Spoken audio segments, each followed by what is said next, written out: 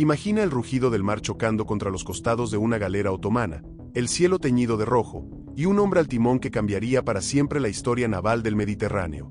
Ese hombre no era un príncipe, no era un santo, era un corsario, un guerrero temido, un símbolo de resistencia contra el dominio europeo en el norte de África. Su nombre era Hayreddin Barbarroja, o Barbarossa como lo llamaron los italianos. Su leyenda nace en el fuego de la guerra, la fe y el mar. Nacido en la isla de Lesbos entre 1478 y 1483, en tiempos en que la isla ya formaba parte del Imperio Otomano, su nombre de nacimiento fue Kisr. Era hijo de un exsoldado otomano, de origen posiblemente albanés o turco, y de una cristiana ortodoxa griega. A pesar del origen mixto de su madre, Kisr fue musulmán desde su nacimiento, criado en el seno de una familia leal al sultán otomano. Junto a sus hermanos, Isaac, Ilias y el célebre Oruk, Kisr se inició en el comercio marítimo, hasta que la lucha contra los cristianos en el Mediterráneo los transformó en corsarios. Saqueaban barcos, defendían puertos islámicos y acosaban a las flotas españolas. Fue su hermano Oruk, con su llamativa barba colorada, quien ganó el apodo de Barbarroja entre los europeos. Pero tras la muerte de su hermano en 1518, Kisr heredó no solo el apodo, sino también su misión: liberar Argel del control cristiano y consolidar el dominio otomano. Tras aliarse con el sultán Selim I, Barbarroja fue nombrado bey de Argel. Bey es un título de origen turco, adoptado por diferentes tipos de gobernantes, dentro del territorio del antiguo Imperio Otomano. Ya no era un simple pirata, era un almirante con flota propia, el protector del norte de África, y el hombre que convertiría al Mediterráneo en un campo de batalla entre cruzados y corsarios. Para ponernos en contexto, debemos ser conscientes de la diferencia entre un pirata y un corsario. Los piratas eran criminales sin ley ni bandera. Actuaban por su cuenta, saqueando cualquier barco que cruzase su camino, ya fuese de naciones amigas, enemigas o neutrales, para enriquecerse personalmente. Eran cazados como alimañas por todas las potencias marítimas. Si los capturaban, les esperaba la horca sin piedad. Figuras como Barbanegra o Amboni encarnaban este terror ilegal, desafiando imperios solo por botín y sangre. Los corsarios, en cambio, eran lobos con licencia para matar. Operaban bajo una patente de corso, un documento oficial emitido por un gobierno, como Inglaterra, Francia o España, que les autorizaba a atacar exclusivamente barcos de países enemigos en tiempos de guerra. No eran meros ladrones, eran armas geopolíticas. Su misión era desangrar economías rivales, hundir flotas y repartir ganancias con la corona que los respaldaba. Si caían prisioneros, se les consideraba soldados, no criminales, y escapaban de la horca. Francis Drake, bendecido por la reina Isabel I para asaltar galeones españoles, era un héroe en Londres y un pirata en Sevilla. La línea entre ambos era delgada y sangrienta. Los corsarios solían reclutar a piratas cuando convenía y muchos, al perder su patente, volvían a la piratería. Este juego sucio terminó en 1856, cuando el Tratado de París abolió la patente de corso a nivel global.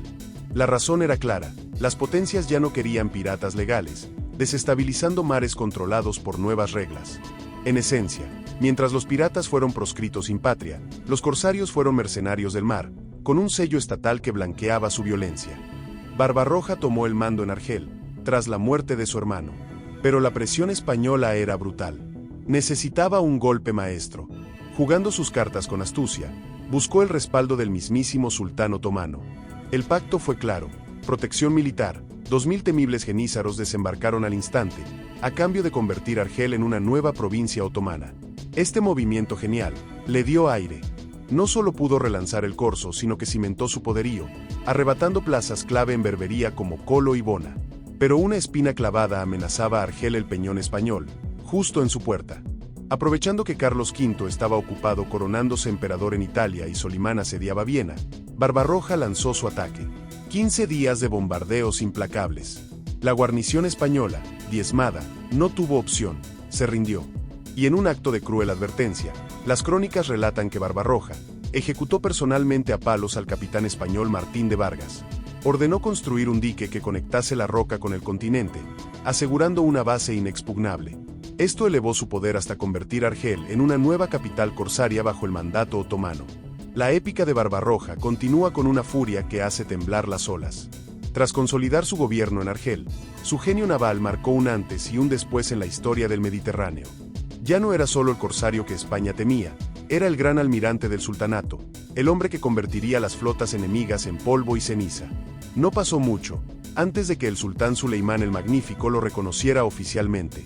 En 1533, Barbarroja fue nombrado gran almirante de la flota otomana y gobernador general de Túnez y Trípoli. Desde entonces, su flotilla de 122 galeras atemorizó a la cristiandad tanto en el mar como en las costas. La leyenda de Barbarroja incendió el Mediterráneo. Su fama atrajo a Argel a corsarios audaces, como Sinan el Judío o Alí Karaman, ansiosos por unirse a su fortuna. Cuando el temible Andrea Doria, al servicio de Carlos V, arrebató Corón, Modón y Naupacto en Grecia, el sultán Solimán no dudó, reclamó al corsario. Barbarroja acudió a toda vela. Para impresionar a Solimán, llenó sus barcos con un botín deslumbrante, tigres rugientes, leones, camellos cargados de sedas y oro, vasos de plata, y 200 mujeres para el harén de Estambul, además de esclavos jóvenes. Un Solimán fascinado, lo nombró gran almirante de la flota otomana al instante. Al mando de 80 galeras y 20 fustas, Barbarroja desató el caos. Reconquistó Corón y Naupacto, luego aterrorizó las costas italianas. En Nápoles, tras el fallido intento de raptar a la bellísima condesa Julia Gonzaga, que escapó por los pelos, sus hombres saquearon templos y profanaron tumbas. Incluso amenazó Roma, donde el Papa Clemente VII, ya moribundo, veía huir a los cardenales con el tesoro apostólico. Pero todo era un ardid magistral.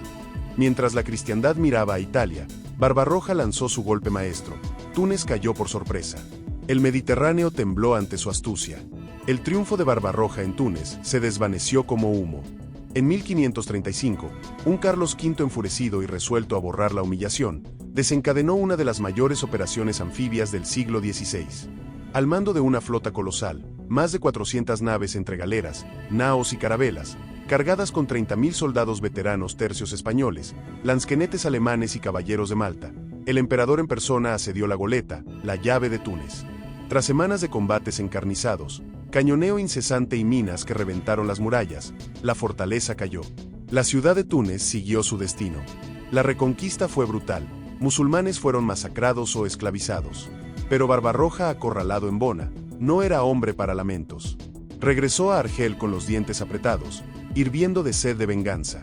Su mirada se clavó en una presa vulnerable, Menorca, el corazón logístico de la escuadra española en el Mediterráneo occidental. En 1536, sin dar tregua, su flota surcó las aguas hacia Mahón. La audacia fue su arma maestra. Izó en sus mástiles los estandartes capturados a los españoles en Argel, el año anterior, un detalle macabro y psicológico. Con esta treta, sus galeras penetraron en el puerto como un cuchillo en mantequilla, simulando ser la flota imperial victoriosa. La guarnición, desprevenida y superada, intentó una defensa desesperada tras las murallas de Fort San Felipe, pero tras días de asedio implacable capituló. Barbarroja juró respetar vidas y propiedades, una promesa tan efímera como el humo de sus cañones. Mahón fue saqueada sin piedad.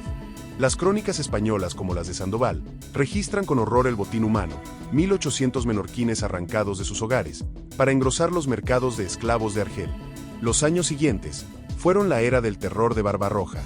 Al mando de una flota monstruosa, de 150 naves, incluyendo las temibles galeras otomanas y las ágiles fustas argelinas, sus razias asolaron sin tregua las costas cristianas.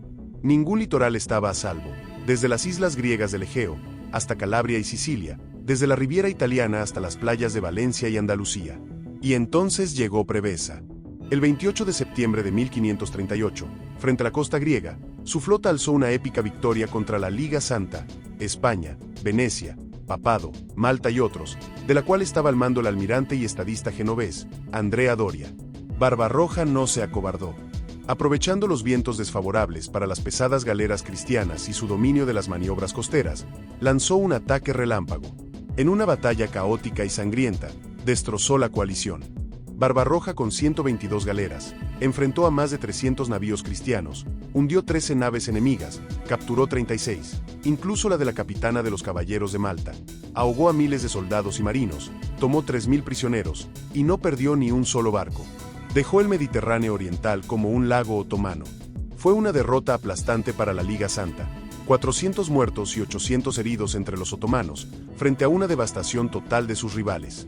Gracias a este triunfo, Barbarroja abrió las puertas del Mediterráneo oriental al dominio otomano, consolidando décadas de poder naval. La isla de Corfú, las costas de Calabria, incluso la isla de Mahón, fueron blanco de sus incursiones robando oro, tomando esclavos y expandiendo la influencia otomana.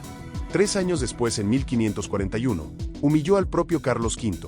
La colosal expedición imperial, otra vez más de 500 naves y 30.000 hombres, que pretendía asestar el golpe definitivo a Argel, naufragó literal y metafóricamente. Un temporal bíblico destrozó la flota en la bahía, ahogando hombres y esperanzas. Los pocos que desembarcaron fueron diezmados por la guarnición argelina y las tormentas de lodo. El emperador escapó por los pelos, derrotado por el mar y el corsario. La última gran aventura de Barbarroja fue en 1543. Zarpó de Constantinopla con una imponente flota otomana y arrasó de nuevo las costas italianas. En Gaeta, tras un feroz asedio, la ciudad cayó. Y aquí surge la leyenda. Las crónicas, como las del veneciano Paolo Giovio, cuentan que el viejo lobo de mar se enamoró perdidamente de María la Gaitana, o Cayetana, la hija del gobernador español derrotado. Sin dudarlo, la raptó y la llevó consigo en su galera, añadiendo un capítulo romántico y oscuro a su biografía. Su viaje final fue hacia Francia. Cumpliendo el pacto de hierro contra Carlos V, entre Francisco I de Francia y Solimán el Magnífico, Barbarroja recaló en Marsella, donde fue recibido como un héroe aliado, y luego invernó con su flota en Tolón, evacuada expresamente para sus hombres. Desde allí, sus corsarios barrieron la costa española, Rosas, Cadaqués, Palamos y la desdichada Villajoyosa, Alicante, que fue saqueada e incendiada en 1544, sufriendo una terrible matanza. En 1545, el León del Mar regresó a Constantinopla, para descansar y disfrutar de su fortuna, después de alrededor de 30 años de piratería y vida en el mar. Se retiró a su palacio en el barrio de Besiktas frente al Bósforo, y dedicó sus últimos meses a dictar sus memorias, un tesoro histórico perdido, aunque referenciado por cronistas posteriores. Murió en su lecho el 4 de julio de 1546 y está enterrado en un alto mausoleo en el distrito de Besiktas, en el lado europeo de Estambul, en Turquía. Este mausoleo fue construido en 1541 por el famoso arquitecto Sinan, en el lugar donde su flota solía reunirse. La tradición se convirtió en leyenda. Durante décadas, ninguna galera otomana izaba velas hacia el mar, sin disparar una salva de honor al pasar frente a su tumba. El eco de sus cañones y el temor que sembró resonaron mucho más allá de su muerte. El epitafio tallado para la eternidad proclama: esta es la tumba del guerrero de la fe, el almirante Aireddin Bajá, conquistador de Argel y Túnez. Alá lo tenga en su misericordia. Así terminó la leyenda de Aireddin Barbarroja, o quizás no, porque mientras el mar siga golpeando las costas del Mediterráneo, mientras las flotas naveguen y las naciones proyecten poder sobre las olas, su sombra seguirá allí, no como un fantasma, sino como un eco vivo de lo que fue posible, cuando el coraje, la estrategia y la ambición se unieron en un solo hombre. Barbarroja no fue un mito. Fue real, caminó, gobernó, saqueó y negoció. Hizo temblar a Europa y pactó con sus reyes. Levantó imperios con pólvora y astucia. Y aún hoy, casi 5 siglos después, inspira a historiadores, estrategas y marinos. Su historia no es solo del pasado, es una lección para el presente. Y si esta historia te estremeció tanto como a nosotros al contarla, suscríbete al canal, dale like y compártelo con quienes aman la historia sin filtros y comenta abajo. ¿Qué otro personaje histórico merece un relato con esta pasión y fidelidad? Drake, Turgut Reis, Isabel la Católica, Vasco da Gama, Cristóbal Colón. Tu voz guía el timón de nuestras próximas aventuras.